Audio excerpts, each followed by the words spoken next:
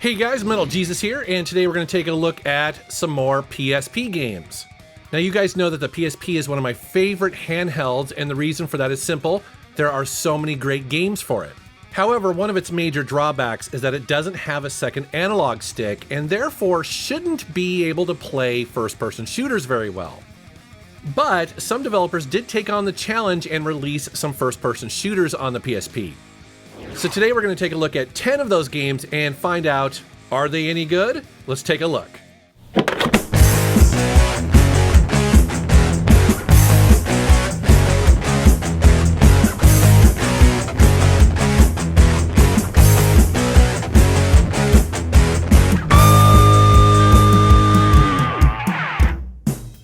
Alright, so the first game we're going to take a look at is called Coded Arms, and this just happens to be an exclusive to the PSP.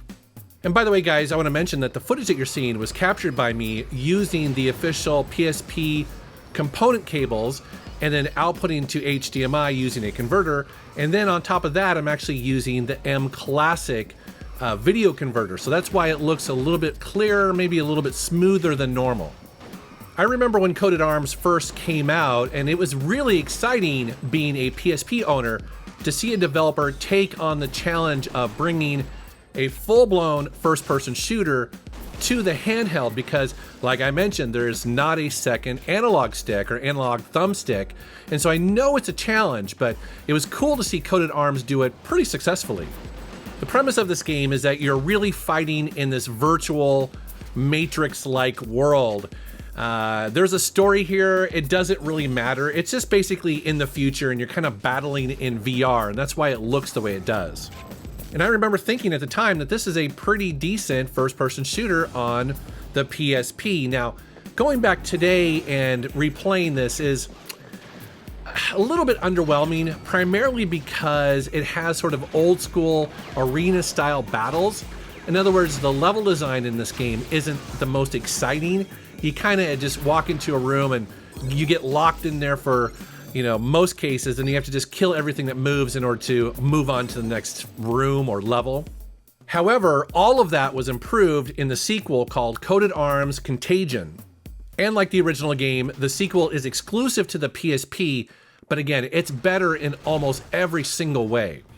Immediately you notice that the level design is much more interesting. Instead of just having square boxes to do battles in, it feels more like a modern day first-person shooter where you have levels that you want to explore. There's a little bit more verticality here where you're jumping a lot more things to discover.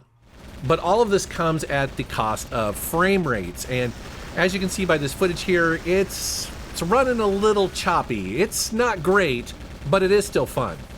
One of the things that really makes this game stand out and be fun is that there is a really nice lock-on feature that you can activate simply by just pushing down on the D-pad.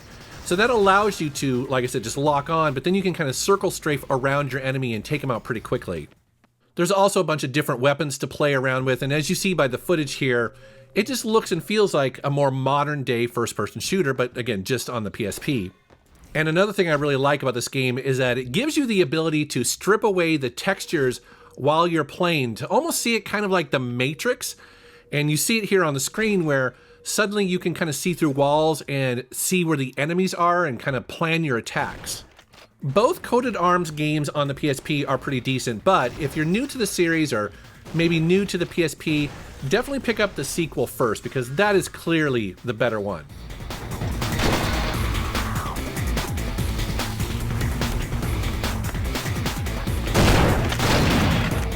Next up, we're going to take a look at Call of Duty Roads to Victory.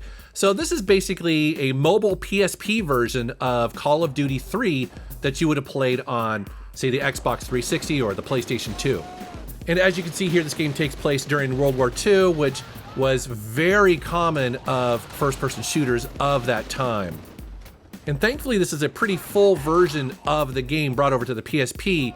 It's actually pretty massive. It has 14 different missions spread across 3 different campaigns.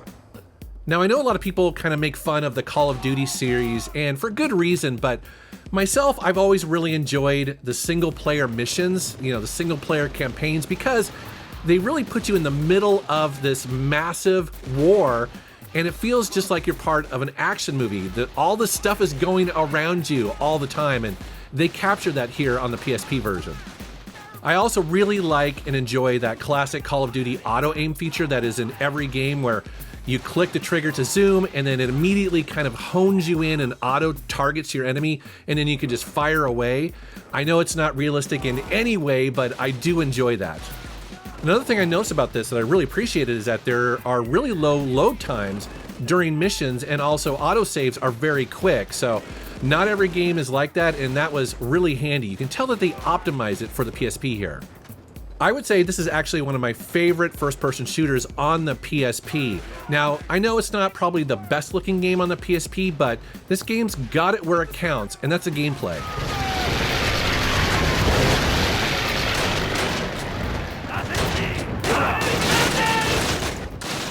All right, next up we're going to take a look at Ghost in the Shell Standalone Complex. So this is obviously based on the very popular anime, one of my all-time favorites, and it's really surprising to see that there was a PSP version of it.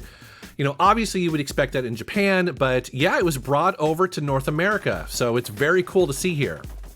And just like in the anime, you have the full cast of characters that you know and love, and I was really surprised to see that they actually brought the original English voice actors here to reprise their role for this game. It was really cool to hear, because I'm very used to hearing them in the anime, so I love that. It's the report on the attempted rebellion in the far north that includes the testimony of General Michiba. An attempted rebellion in the far north? You mean the armed uprising by the officers of the Fifth Army who tried to turn the far north, which we'd just taken back, into an independent state? That's right. The Public Security Bureau tried to bury the whole thing way back then. What sets this game apart from other first-person shooters, other than obviously being a Ghost in the Shell game, is that you have this sidekick Tachikoma that cruises along with you and helps you out in battle. Now, if you're not familiar with what a Tachikoma is, they are basically these small tank-like robotic AIs that can walk and also drive along, and they have their own AI in them, so they have their own personality, and they are just awesome. They are often hilarious, but they're also often pretty badass, and in this game you can customize their loadout, and you can also control them and tell them to fight for you, and when you do that, they will destroy pretty much everything that they come across, and it's a very cool tactical element that's been added to this game. One of the more annoying things about this game is that there are frequent load times, and they happen way too often. Definitely breaks up the action. It's not great. I wish it was more optimized. Another thing I don't really like about this game is that when it goes to a cutscene, often it's a bunch of characters just standing around and they talk forever. It's definitely really boring. Not my favorite thing when playing a game. Thankfully, you can kind of skip it, which is always good. Overall, I think this is a decent game. It's not one of my favorites on the PSP, but I am a big fan of Ghost in the Shell, so I had to have it.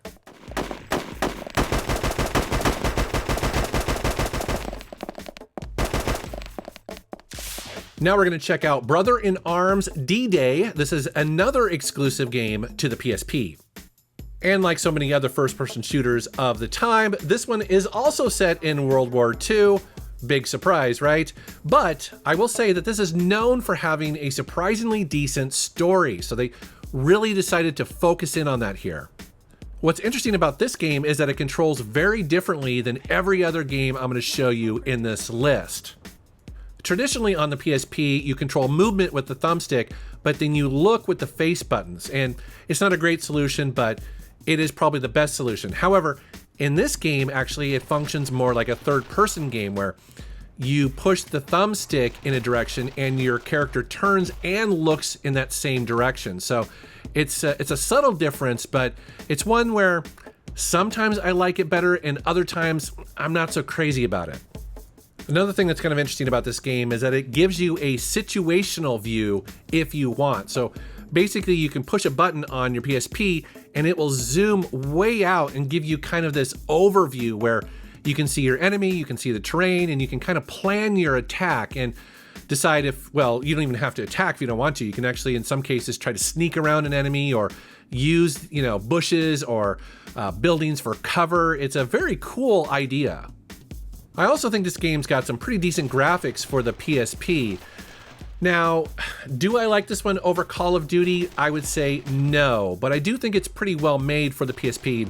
If you're looking for something kind of new and different, yeah, definitely check this out.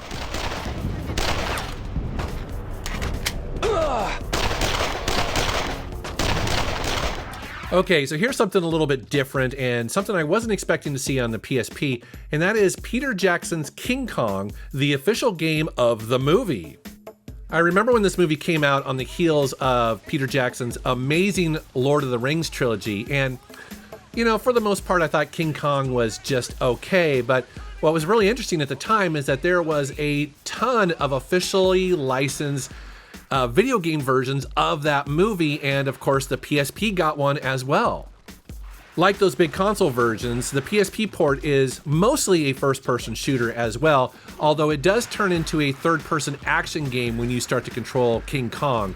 And I don't have any footage of that, but it's one of the more interesting parts of this game is that 95% of the game is a first-person shooter, but then occasionally you will control King Kong and do these big monster battles. And I would say for the most part, this is a pretty decent port, although it is a little bit shorter than the console versions, which I don't know if I really mind that or not. The one thing I didn't like, and I'm not sure why, is that it just seems a little dark for my taste. Now, I remember when I originally played it on the Xbox 360, especially in the opening scenes or the opening levels like you're seeing here, it was dark there too, so I think that's why you're seeing it. But yeah, just kind of be aware that at least for the first hour or two in this game, it's pretty dark. And calling this a first-person shooter isn't maybe 100% accurate because it's actually really a mix of first-person shooting and survival horror. It's almost like you're just trying to survive on this island that you've landed on, and there's a ton of enemies. You have to kind of watch your resources, you have to watch your ammo, so it's definitely, you know, very unique. I would also say it hasn't really aged well, especially on the PSP. I think it's a little rough around the edges, but if you like the movie and you're a big fan, check it out on PSP.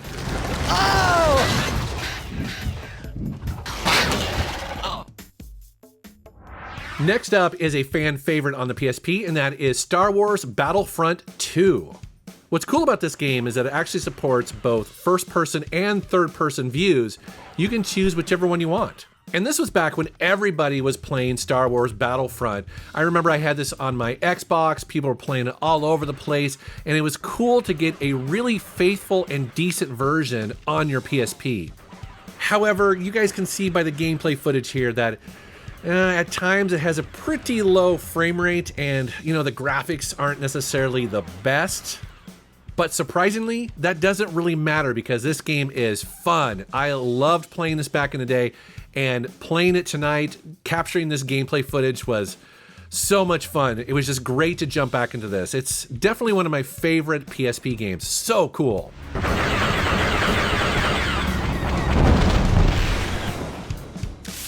The next game we're going to take a look at is Medal of Honor Heroes, and this is yet another game that was exclusively designed for the PSP. And there's a lot to like about this game, especially if you are a history nut and you love these old school World War II shooters. Again, the PSP got a great one here. It's very highly rated, actually. This is probably one of the highest rated games in this list. And I think the reason why that is because it really just has everything. I mean, the shooting mechanics feel great. The levels are big. There's plenty to do in the levels too. There's a lot of, you know, primary missions and secondary missions to do. There's reasons to explore and kind of come up with multiple paths to get to your goal. And I think the graphics are pretty decent and run fairly well, you know, especially again for the PSP.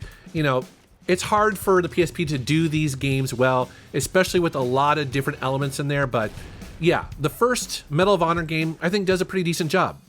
And I guess that game sold pretty well because they made a sequel to it. Now, the sequel isn't exclusive to the PSP. They also released it on the Wii. And what's interesting is that it's almost identical to the Wii version, especially in its level design. I was really surprised to see that because I recently was checking out the Wii version. I was like, oh, this feels almost exactly the same. I also feel that they improved the frame rate a little bit here. Could be mistaken, and it's not going to be by much. You know, this is obviously not, you know, a high frame rate game or anything like that, but it definitely feels less choppy than the previous one. And one thing I really appreciate about these games is that the strafing just feels really nice, really natural. And it's little things like that can make or break a first-person shooter on the PSP when these developers are having to deal with some of these, limitations of the hardware. And here we have Tom Clancy's Rainbow Six Vegas. And if you're not familiar with the Rainbow Six series, it's definitely a more realistic, kind of tactical first-person shooter than other games in this list. To me, it really reminds me of the SOCOM series that I used to play and love on the PS2, which is a total good thing. But it also means that you shouldn't just kick in the door and burst into a room with guns blazing like Rambo because, well, you'll just get killed instantly. So instead, you need to be very careful when you play this game. Be very methodical as you move through the levels, trying to figure out what the enemy is, take the best approach, look around corners to make sure you know what you're walking into. Now, one of the bummers about this game is that sometimes it will load off the UMD drive during gameplay. It happened to me a couple times where it just would freeze the action like in the middle of a firefight, which is really annoying. And it kind of does the same thing when it's doing an autosave. It just freezes it for what it's basically just a couple seconds, but it seems to last forever. It's very jarring. One of the things I really love about this game is the auto target. So you push a button to zoom in onto an enemy, and then you can quickly push the triangle button, which will then auto target their head. So that makes for very clean headshots. It's really cool. Never gets old. Another thing I'm not really crazy about in this game is the level design and how sparse everything feels. It definitely feels very early gen 3D sometimes, where there's really not much going on in the background as far as, textures and things like that. And I'm sure they did that for performance issues, so it's a trade-off on the PSP. However, I do think this is a pretty decent port of Rainbow Six on the PSP. It's not my favorite first-person shooter on the system, but it is pretty good. So if you're looking for a new one to play, yeah, definitely check this one out. All right, guys, well, that is a quick look at 10 first-person shooters released on the PSP, and I think I got them all. Was there any others that came out on the PSP that I don't know about? Please let me know down in the comments, because I probably would want to check it out. I also want to mention that it's a bit of a bummer and also a missed opportunity that happened with the Sony Vita. That's the handheld that came out after the PSP, where they put a proper second thumbstick on it. Because unfortunately that handheld didn't sell as well as the PSP or have the third-party support that I think Sony was looking for. And because of that, there's really not a lot of really high-quality first-person shooters on the Vita. And that's such a bummer because that system is more powerful and, again, has all the controls that you would expect for that genre. Now, they did get a few, and of course, the most obvious one was Killzone Mercenary, but, there wasn't a lot of them on there. So it's kind of, again, just a missed opportunity. Anyways, guys, thank you very much for watching. Thank you for subscribing, and take care. Tanner, you got a big tank headed your way. You'll have to take it out.